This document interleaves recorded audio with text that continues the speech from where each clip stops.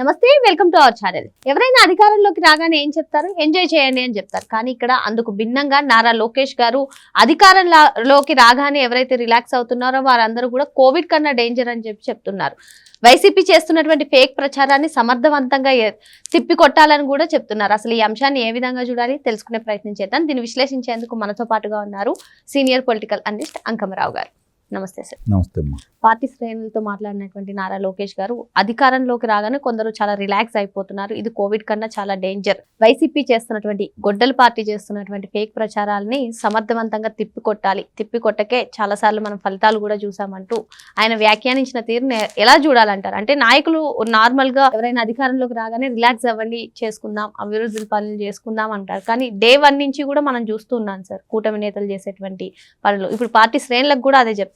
ఎలా చూడాలి ఇది? ఇప్పుడు లోకేష్ బాబు మాట్లాడిన దాన్ని సమర్థించాలో విమర్శించాలో అర్థం కాని పరిస్థితి. ఇప్పుడు ప్రజలు జగన్ మీద పోరాడి వీళ్ళకి అధికారం ఇచ్చారు. అధికారం ఇచ్చిన తర్వాత కూడా వీళ్ళు ఎవరి మీద పోరాడాలి? ప్రజలు కాదు కదా పోరాడాల్సింది. ప్రజలు వాళ్ళ బాధ్యత అయిపోయింది. ఓట్లేసారు, ఓట్లేసి వాళ్ళు తీర్పు చెప్పారు. మళ్ళీ 5 సంవత్సరాల తర్వాత అడగండి మీరు ఎవరికి తీర్పు ఇస్తారనేది అప్పుడు అర్థమైపోతుంది. ఇప్పుడు చేయాల్సింది ఎవరు? బాధ్యత ప్రభుత్వం ముందుండి ఏదైతే శాసనసభ్యులు కానించి మంత్రుల దగ్గర నుంచి లోక్సభ సభ్యులు కానించి అందరూ కూడా ప్రతి విషయాన్ని ప్రజల దగ్గరికి తీసుకెళ్లే క్రమంలో శ్రేణుల దగ్గరికి వెళ్ళి శ్రేణులను సహాయత్వం చేసేసి ఇదిగో మనం ఈ అభివృద్ధి పనులు చేశాము, దీనివల్ల ఇలా జరుగుతుంది, పలానాళ్ళు ఇలాగ అంటున్నారు అని చెప్పని ముందు మీరు మాట్లాడి శ్రేణులను ప్రజల వద్దకు వెళ్ళమంటే ప్రజలు వెళ్తారు. చంద్రబాబు నాయుడు గారు, లోకేష్ గారు, పవన్ కళ్యాణ్ గారు వీళ్ళు మాట్లాడితే సరిపోదు కదా, మిగిలిన వాళ్ళు కూడా బాధ్యత తీసుకోవాలి కదా. అంటే శ్రేణుల కన్నా ముందు శాసనసభ్యులకు, ఎంపీలకు చెప్పాలి అని నిస్సందేహంగా వాళ్ళు కదా చేయాల్సింది. చట్టం వాళ్ళ చేతుల్లో కదా ఉంది, ప్రజల చేతుల్లో కాదు కదా. ప్రజల చేతుల్లో చట్టం ఉంటే మీకు ఓట్లు ఎందుకు ఎత్తారు? తీర్పులు వాళ్ళే ఇస్తారు కదా. ఇక్కడ చాలా స్పష్టంగా శ్రేణులైనా ప్రజలైనా వాళ్ళు ఆ రోజు వాళ్ళ తీర్పు చెబుతారు. శ్రేణులు ఏంటంటే మీకోసం పోరాడతారు. అధికారంలో లేనప్పుడు వాళ్ళు ప్రాణాలు పెట్టి పోరాడతారు. అధికారంలోకి వచ్చిన తర్వాత రిలాక్స్ అయ్యేది నాయకులు, శ్రేణులు కాదు. శ్రేణులు ఎందుకు రిలాక్స్ అవుతారు? వాళ్ళు ఎప్పుడు అట్లానే ఉంటారు. శ్రేణులు ఎప్పుడైతే వాళ్ళు కాడి కిందేసి ఇంట్లో కూర్చుంటారో పార్టీలు ఓడిపోతున్నాయి. శ్రేణులు ఎందుకు అలా ఉండాలని ఆలోచించుకోవాల్సింది నాయకులు, ముఖ్యమంత్రి గారు కావచ్చు, పార్టీ అధ్యక్షుడు కావచ్చు. వీళ్ళు అంటే లోపాలు ఎక్కడ జరుగుతున్నాయి అని చెప్పి గుర్తించాలి. ఇంకా శ్రేణులు నిందించడం మాత్రం కరెక్ట్ కాదనేది నా యొక్క అభిప్రాయం. రెడ్ బుక్ కూడా తన పని తాను చేసుకుపోతుంది. రెడ్ బుక్ తన పని చేసుకుంటే శ్రేణులు ఉత్సాహంగా చేసేవాళ్ళు. రెడ్ బుక్ని ఎప్పుడు మూలన పెట్టారనేదే అభిప్రాయం. అందువల్లే శ్రేణులు కొంచెం నిరుత్సాహంగా ఉన్నారు. నిజంగా రెడ్ బుక్ మీద వీళ్ళు పని పెడితే ఈరోజు ఈ నాయకులు ఎవరు బజార్కి వచ్చి మాట్లాడేవాళ్ళు కాదు.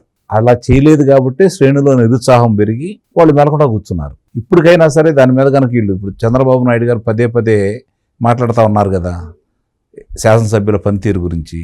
ఎందుకు అలా మాట్లాడాల్సి వస్తుంది? నిన్న కూడా మాట్లాడారు కదా పవన్ కళ్యాణ్ గారిని అంటే మీరందరూ మెలకుండా కూర్చుంటారని చెప్పి మంత్రివర్గంలో. అంటే ఉదాసీనత కనపడతానే ఉంది కదా. మరి దాన్ని పార్టీ శ్రేణులు ఏం చేస్తారు? ఎందుకంటే పార్టీ ఎప్పుడైనా సరే నాయకులు వస్తారు పోతారు, శ్రేణులు ఎప్పుడైనా ఉండేది. శ్రేణులు మారరు, పదవుల కోసం నాయకులు మారుతూ ఉంటారు. పార్టీ అభిమానులు ఎప్పుడు మారరు. కాబట్టి పార్టీ అభిమానులను ముందు గౌరవించండి. పార్టీ అభిమానుల మనసులో ఏముందో తెలుసుకోండి. అలా తెలుసుకున్న పార్టీ ఎప్పుడు అధికారం కోల్పోదు. అయితే కూటమి గురించి కూడా మాట్లాడుతూ కూటమి దీర్ఘకాలికంగా కొనసాగుతుంది, దీంట్లో డౌటే లేదు, కలిసే పనిచేస్తామని చెప్తున్నారు. అటు పవన్ కళ్యాణ్ గారైనా, చంద్రబాబు గారైనా, లోకేష్ గారైనా తమ పార్టీ శ్రేణులకు కానివ్వండి, కార్యకర్తలకు కానివ్వండి, లేదంటే ప్రజలకు కానివ్వండి ఇదే చెప్తున్నారు బలంగా. ఎందుకు అంత స్ట్రాంగ్ గా ఉంటున్నారు? ఇప్పుడు వాళ్ళు ముగ్గురు కలిసి ప్రయాణం చేస్తున్నారు, ఒకే మాటగా మాట్లాడుకుంటూ ఉన్నారు. వాళ్ళ అభిప్రాయం వాళ్ళు చెబుతూనే ఉన్నారు. వాళ్ళ వరకు కలిసి పనిచేస్తున్నారు. కింద స్థాయిలో కలిసి ప్రయాణం చేస్తున్నారా లేదా అనే దాని మీద ఇప్పుడు జరుగుతున్నటువంటి చర్చ. అంటే కొన్ని స్థానికంగా కొంతమంది ఎలా ఉంటారు అంటే ఈ పొత్తు ఈ విధంగా కొనసాగకుండా ఉండాలి అనేది ప్రతిపక్షంలో ఉన్నటువంటి వైఎస్ఆర్సీపీ పార్టీ ఈరోజు దీర్ఘంగా దీని మీదే దృష్టి పెట్టింది. దాన్ని విడగొట్టాలనే క్రమంలో ఎవరైతే ఈ పార్టీలో పదవులు రాని వాళ్ళు కొంతమంది, తెలుగుదేశం పార్టీ జనసేన కలిసి ప్రయాణం చేయటం ఇష్టం లేని వాళ్ళు కొంతమంది, వాళ్ళని గుర్తించేసి వాళ్ళని రెచ్చగొడుతూ ఉంటారు. అది అసలు ప్రామాణికంగా తీసుకోవాల్సిన అవసరం లేదు అని చెప్పని వీళ్ళు చేసే అన్ని శ్రేణులు ఆమోదిస్తున్నారు అంటే అది కూడా కరెక్ట్గా లేదు. ఎందుకంటే ఈ ఎవరెన్ని చెప్పుకున్నా మిగిలిన వాళ్ళు ప్రభుత్వానికో లేకపోతే వీళ్ళకు వంతపడతా ఉంటారేమో కానీ క్షేత్రస్థాయిలో కనుక ఒకసారి పరిశీలిస్తే వైరుధ్యాలు అయితే చాలా స్పష్టంగా ఉన్నాయి. శాసనసభ్యుల పనితీరు వీళ్ళని కలుపుకుపోయే క్రమంలో, కూటమిని కలుపుకుపోయే క్రమంలో చాలామంది విఫలమవుతున్నారు. మొట్టమొదటిగా అది ఒకటి గుర్తించాలి. తర్వాత ఆ శ్రేణులు ఎందుకు దూరంగా ఉంటున్నాయి, లేదు ఎందుకు అలా ఉంటున్నారంటే ఆ పార్టీ ఈ పార్టీ అని చెప్పి తీసుకొని మనం అందరం కలిసి ముగ్గురు, చంద్రబాబు నాయుడు, పవన్ కళ్యాణ్, లోకేష్, వీళ్ళు ముగ్గురు ఏ విధంగా ఉంటున్నారో మనం ఎందుకు ఉండలేదు అనే భావన వాళ్ళకి కలిగించే విధంగా వీళ్ళ ప్రవర్తన లేదు, శాసనసభ్యుల ప్రవర్తన. అంటే సార్ ఎందుకని ఈవెన్ ముఖ్యమంత్రి గారు అన్ని సార్లు హెచ్చరించినా సరే శాసనసభ్యులు కానివ్వండి వాళ్ళ పనితీరు ఎందుకు మెరుగుపరుచుకోవట్లేదు, పదే పదే ఇటువంటి ఆరోపణలు ఎందుకు వస్తున్నాయి? నానా పులిసామిలా తయారైంది కాబట్టి. మొట్టమొదటిసారి పులి వచ్చింది నానాన్ని కేకేసినప్పుడు పులి రాలేదురా అంటే చెంప మీద ఒకటేస్తే రెండోసారి కేకేయడాడు. ఇక్కడ కూడా అదే జరుగుతూ ఉంది. తప్పు చేస్తున్నారన్న సంగతి తెలుసు, దానివల్ల నష్టం జరుగుతుందన్న సంగతి తెలుసు, పార్టీ నష్టపోతుందన్న సంగతి తెలుసు, అయినా సరే వాళ్ళ మీద చర్యలు లేవు కదా. చర్యలు లేనప్పుడు ఎన్నిసార్లు మాట్లాడినా మాత్రం వాళ్ళ చలనం ఎలా వస్తుంది? రాదు. కాబట్టి వాళ్ళు ఆ విధంగా ప్రవర్తిస్తూ ఉన్నారు. తండ్రి కొడుకు ఇద్దరు కష్టపడి దేశాల మీద తిరిగి, రేయింబాళ్ళు తిరిగి, పండగలు లేకుండా మొత్తం దేశాల మీద ఉండి పెట్టుబడులు తీసుకొస్తున్నారు. దాన్ని ఈరోజు మనం ఎన్ని పెట్టుబడులు తీసుకొస్తున్నాం ఏంటి, దీన్ని ప్రజలకు వివరించే క్రమంలో శాసనసభ్యులు ఎంతమంది దాంట్లో పనిచేస్తున్నారు.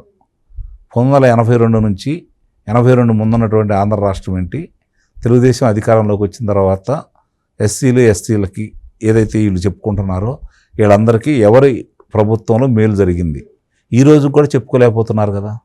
ఈరోజు ఆ వర్గాలు 90% మంది ఆనాడు కాంగ్రెస్, ఈనాడు వైఎస్ఆర్సీపీ పార్టీకి ఉన్నారంటే లోపం ఎక్కడ ఉంది? ఇది గుర్తించడం అసలు ఎవరి కాళ్ళు అధికారంలో వచ్చిన తర్వాత ఇప్పుడు లోకేష్ బాబు గారు అన్నారు పోరాటం అని చెప్పని, ఎంజాయ్ చేస్తున్నారు వాళ్ళు చాలామంది కూడా. అది వీళ్ళకి కూడా తెలుసు. కానీ ఎవరి మీద చర్యలు తీసుకున్నారు కనపడుతున్నాయి కదా మనకు కొన్ని ఉదంతాలు. ఎమ్మెల్యేలు అలాగే ఎంపీలు ఇద్దరి మధ్య విభేదాలు రోడ్డు ఎక్కిన తర్వాత ఎవరి మీద చర్యలు తీసుకున్నప్పుడు వాళ్ళు ఎందుకు భయపడతారు? వాళ్ళకి ఏం అవసరం, వీళ్ళు ఎట్టానే అంటూ ఉంటారులే, మన పని మనం చేసుకెళ్దాం అని చెప్పని వాళ్ళ పని వాళ్ళు చేసుకుంటున్నారు. పార్టీది కష్టపడి జెండా భుజాన్ని వేసుకొని వీధి పోరాటాలు చేసి కేసులు ఎదుర్కొని ఇప్పటి వరకు కూడా 2 సంవత్సరాల ఈ రోజుకు చూసుకుంటా ఉంటే 12 రోజులు పూర్తయినా కూడా శ్రేణుల గురించి ఎవరు పట్టించుకోవట్లేదు. కాబట్టి ఈ యొక్క వైరుధ్యాలు అనేది స్పష్టంగా కనపడతా ఉన్నాయి. అది మాటలతో కాకుండా చేతల్లో చూపించినప్పుడే మీరు అనుకున్నట్టు శ్రేణులు కూడా కలిసి వస్తారు. వాళ్ళు ఇందాక నేను చెప్పినట్టు నాయకులు మారతారే కానీ వాళ్ళు మారరు. అలాగే ఇంట్లో కూర్చుంటారు, పక్కాన్ని తీసుకొచ్చి ఓట్లు వేయించరు. ఆ రోజు ఇష్టమైతే ఓటేస్తాడు, లేకపోతే ఇంట్లో కూర్చుంటాడు. అంతేగాని పక్క పార్టీకి వెళ్ళి ఓటేయడు, పక్కాన్ని జిందాబాద్ అన్నాడు. అది శ్రేణుల గొప్పతనం. వాళ్ళని అదే విధంగా నడిపించాలి అంటే అందరూ అన్ని విధాలా నడిపించలేకపోవచ్చేమో, కానీ మీ వరకు మీరు న్యాయం చేస్తే, మీరు ఒక పని చేస్తే వాళ్ళు 5 పనులు చేసి మీకు ఇంకా మేలు చేస్తారు. మీరు 10 పనులు చేసి పెడతామని ఒక పని కూడా చేయకపోతేనే వాళ్ళు నిరాశగా ఉన్నారు. అంత తప్ప వేరే ఏం లేదు. ఇప్పటికైనా అందరూ ఎందుకు ఇలా జరుగుతుందని చెప్పి కనుక మనస్ఫూర్తిగా ఆలోచించుకుంటే నాయకులు, అధినేతలు అన్నీ సవ్యంగా సర్దుకుంటాయి. ఆ చర్యల్లో మరి మీరు ఎందుకు తీసుకోవట్లేదు మీరే చెప్పాలి. మీరు తీసుకోలేదనే వాళ్ళ బాధ అనేది నేనే చెప్పగలను. మరో అంశంతో మళ్ళీ కలుద్దాం. Thank you sir. Thank you.